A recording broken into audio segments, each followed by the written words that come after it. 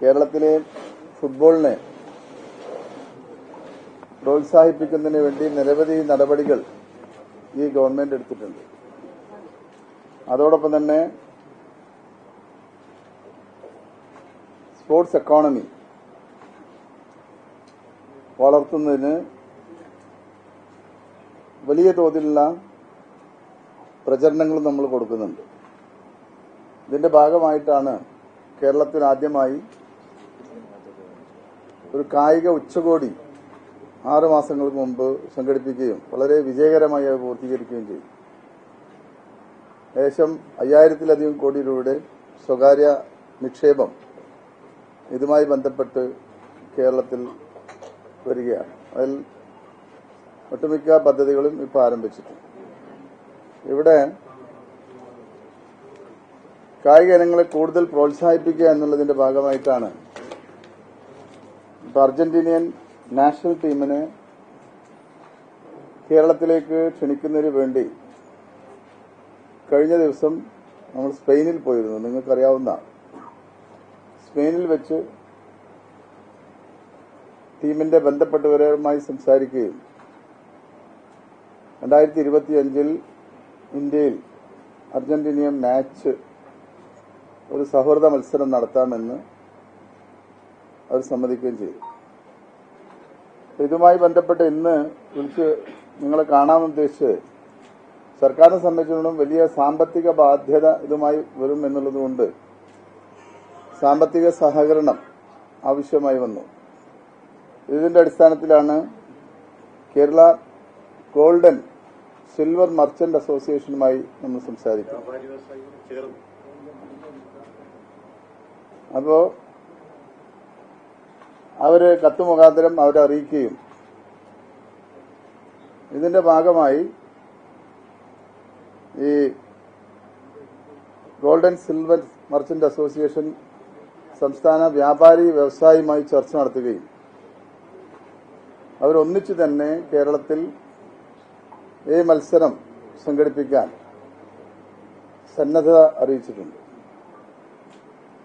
ഇതിന്റെ ഭാഗമായിട്ടാണ് ഇപ്പോൾ ഈ മത്സരം നമ്മൾ അടുത്ത വർഷം നടത്താൻ പോകുന്നത്. സർക്കാരിന്റെ പൂർണ്ണ നിയന്ത്രണത്തിലാണ് ഈ മത്സരം നടക്കുക.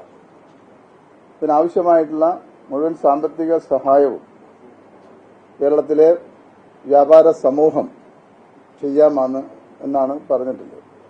അപ്പം അതുകൊണ്ട് തന്നെ ഏറ്റവും ജനകീയമായിട്ട് തന്നെ ഈ മത്സരം കേരളത്തിൽ നടത്താനും നമ്മുടെ രാജ്യത്ത് തന്നെ ലോകത്ത് തന്നെ 1-ാം നമ്പർ ടീമായിട്ടുള്ള അർജന്റീന മെസ്സി അടക്കമുള്ള നാഷണൽ ടീം ഇവിടെ വരികയാണ്.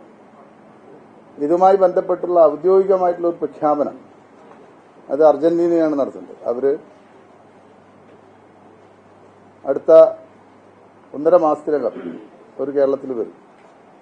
കേരളത്തിൽ വന്നതിന് ശേഷം ഔദ്യോഗികമായി സർക്കാരും അർജന്റീനൻ നാഷണൽ ടീമും സംയുക്തമായിട്ടുള്ള ഒരു പ്രഖ്യാപനം നടത്താനാണ് ഇപ്പോൾ തീരുമാനിച്ചിട്ടുള്ളത്. ഇതിൽ ഇപ്പോൾ കേരളത്തിലെ വ്യാപാര സമൂഹത്തിന് കേരള സ്പോർട്സ് ഫൗണ്ടേഷന്റെ പേരിലുള്ള നന്ദി അറിയിക്കുകയാണ്. കാരണം ഇത്രയും ജനങ്ങൾ ആഗ്രഹിക്കുന്ന ഒരു ജനകീയ ഫുട്ബോൾ കേരളത്തിൽ നടത്താൻ സർക്കാരിനൊത്ത് പ്രവർത്തിക്കാമെന്ന് സമ്മതിച്ചിട്ടുള്ള ഈ വ്യാപാരി സമൂഹത്തിന് അവരുടേതായിട്ടുള്ള രീതിയിൽ അവർക്കിതിന്റെ പ്രചരണ പ്രവർത്തനങ്ങൾ നടത്താം എന്നുള്ളതാണ് കണ്ടീഷൻ. അപ്പോൾ അത് ഒരു നല്ല രീതിയിൽ തന്നെ ചെയ്യും. നമ്മളിത് സർക്കാർ നേരിട്ട് തന്നെ ഇത് മോണിറ്റർ ചെയ്ത് മുന്നോട്ട് പോകാനാണ് നമ്മൾ ശ്രദ്ധിക്കുക. ഇതുമായി ബന്ധപ്പെട്ട എല്ലാ ഒരുക്കങ്ങൾക്കും സർക്കാർ നേതൃത്വം നൽകും. സെക്യൂരിറ്റി അടക്കമുള്ള കാര്യങ്ങളുണ്ട് ഇതിൽ. ഇതെല്ലാം തന്നെ ഗവൺമെന്റാണ് നേരിട്ട് ചെയ്യുക. ഇതാണ് ഇതുമായി ബന്ധപ്പെട്ട് പറയാനുള്ളത്. കേരളത്തിൽ വരുമെന്ന് താങ്കളിപ്പോ പറയുന്നു. അപ്പൊ അത് എന്തെങ്കിലും ഒരു ഒഫീഷ്യൽ അഗ്രിമെന്റ് ആയിട്ടുണ്ടോ? നല്ലൊരു വാക്കാലുള്ള ധാരണയാണ്. അല്ല, അർജന്റീന ടീമുമായി കൃത്യമായി തന്നെ കമ്മ്യൂണിക്കേഷൻ ഇല്ലാതെ ഇപ്പൊ പറയാൻ കഴിയും. ഇതിനു മുമ്പും നമ്മൾ പറഞ്ഞിരുന്നല്ലോ, നിങ്ങളൊക്കെ എഴുതിയിരുന്നല്ലോ. ഇപ്പോൾ ഇത്തരത്തിൽ ഇത് പറയാൻ കാരണം കൃത്യമായി തന്നെ അവർ ഫിഫ വിൻഡോ പ്രകാരം വരുന്ന സമയം നിശ്ചയിച്ചിട്ടുണ്ട്. ഇതിൽ മറ്റൊരു കാര്യം നമ്മൾ കാണാനുള്ളത്, നമ്മളല്ല അത് സർക്കാരുമായി സംയുക്തമായി അർജന്റീന ടീമുമായിട്ടാണ് നമ്മളിതിന് പ്രഖ്യാപിക്കേണ്ടത് ഡേറ്റ്. അപ്പോൾ തീയതി അവർ വന്നതിന് ശേഷം അവർ പ്രഖ്യാപിക്കട്ടെ, അവർ പ്രഖ്യാപിക്കും. അതെ, അതെന്റെ ബന്ധപ്പെട്ട ആളുകൾ ഇവിടെ അസോസിയേഷന്റെ ആളുകൾ എത്തും. നമുക്ക് കേരളത്തിലല്ലേ, കേരളത്തിലാകുമ്പോൾ നമുക്ക് തന്നെ അറിയാമല്ലോ എവിടെയെന്നുള്ളത്. അതൊക്കെ നമുക്ക് പറയാം, പരിശോധന നടക്കട്ടെ. കേരളത്തിൽ ഇപ്പോൾ കൊച്ചിയുണ്ട്, കൊച്ചി താരതമ്യേന നല്ലതാണ്. പിന്നെ കോഴിക്കോടൊക്കെ തന്നെ ഈ ജനങ്ങളെ ഉൾക്കൊള്ളാനുള്ള ഒരു പ്രശ്നമുണ്ട്. ഇപ്പോൾ തന്നെ കേരള സ്റ്റേറ്റ് ലീഗ് നടന്നപ്പോൾ തന്നെ അവിടെ ആളുകളെ ഉൾക്കൊള്ളാൻ തന്നെ പ്രയാസമായി. അപ്പോൾ ഏറ്റവും ചുരുങ്ങിയതൊരു 50,000-ലധികം ആളെയെങ്കിലും ഉൾക്കൊള്ളാൻ കഴിഞ്ഞാലല്ലേ ഇവർക്ക് കൂടി അതിനൊരു പ്രയോജനം ലഭിക്കുകയുള്ളൂ. അപ്പോൾ അതുകൂടി നമ്മൾ പരിശോധിക്കുന്നുണ്ട്. അത് ടീമിന്റെ ബന്ധപ്പെട്ട ആളുകൾ ഒഫീഷ്യൽസ് വരട്ടെ, അവർ വന്നതിന് ശേഷം നമുക്ക് വെന്യൂ പ്രഖ്യാപിക്കാം. അല്ല, അതൊക്കെ രണ്ടാമത്തെ കാര്യമാണല്ലോ. ഇവിടെ വേൾഡ് നമ്പർ 1 ടീം വരട്ടെ ആദ്യം, അവര് എൻഗേജ് ചെയ്തു വരെ. ഇനി ബാക്കിയുള്ള കാര്യങ്ങൾ നമുക്ക് നമ്മുടെ വഴി അറിയിക്കാം. നമുക്ക് ഒറ്റ ദിവസം കൊണ്ടെല്ലാം പറയണ്ടല്ലോ സമയം.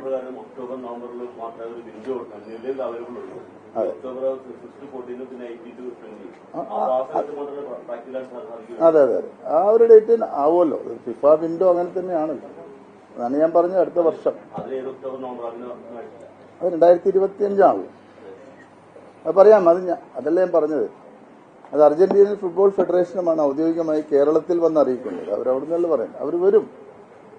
അവര് ഒരു അടുത്ത ദിവസങ്ങളിൽ തന്നെ ഇവിടെ എത്തും, ഒരു 1.5 മാസത്തിനുള്ളിൽ. അടക്കമുള്ള ആളുകളാണ്. നാഷണൽ ടീം എന്ന് പറഞ്ഞാൽ അതാണല്ലോ. അല്ല, അതുകൊണ്ടാണല്ലോ അതിന്റെ ഔദ്യോഗിക സ്പോൺസർമാരെ പരിചയപ്പെടുത്തുന്ന ചടങ്ങാണിത്. അവർക്ക് നമ്മൾ കത്ത് കൊടുത്തു. ബഹുമാനപ്പെട്ട രാജു അപ്സരയും ബന്ധപ്പെട്ട ജസ്റ്റിൻ പാലത്തറൊക്കെ അവിടെ ഇരിക്കുന്നുണ്ടല്ലോ. അപ്പൊ അവരെ നമ്മൾ പാലത്തറയാണ് ആദ്യം നമ്മൾ സമീപിച്ച. അവർ രാജു അപ്സരയുമായി സംസാരിച്ചു. അപ്പോൾ വ്യാപാര സമൂഹം ഇതിന് മുൻകൈ എടുക്കുകയാണ്. വളരെ സന്തോഷമുണ്ട് ആ കാര്യത്തിൽ. മഞ്ചേരി സ്റ്റേഡിയം നോക്കിയപ്പോൾ അതിൽ 20,000-ലധികം ആളുകൾ ഉൾക്കൊള്ളാൻ കഴിയില്ല. അതുകൊണ്ടാണ് നമുക്ക് ആ ഒരു ഭാഗം ഉപേക്ഷിക്കേണ്ടി വരുന്നത്. കാരണം ധാരാളം ആളുകൾ ഉൾക്കൊള്ളുന്നുണ്ട്. ഇതാണ് ഇതുമായി ബന്ധപ്പെട്ട് പറയാനുള്ളത്. 2 മത്സരങ്ങളാണ്ടത്. 2 മത്സരങ്ങൾ. അല്ല, അത് നോക്കാന്നേ. അത് നമ്മള് ആലോചിച്ച് തീരുമാനിക്കാം.